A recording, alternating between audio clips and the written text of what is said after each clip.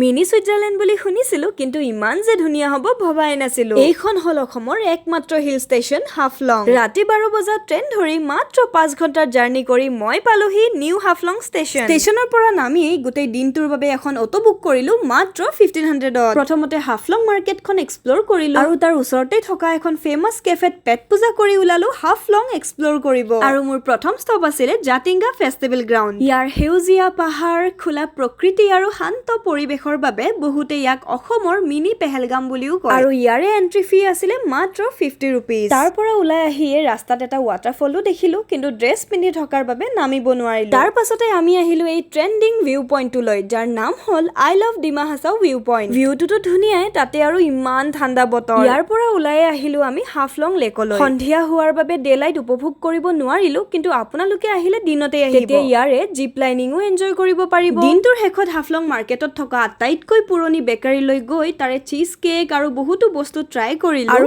এইদৰেই শেষ হ'ল আমাৰ হাফলং ট্ৰিপৰ ডে 1। ডে 2ত কি কৰো নেক্সট ভিডিঅ'ত কৈ আছো।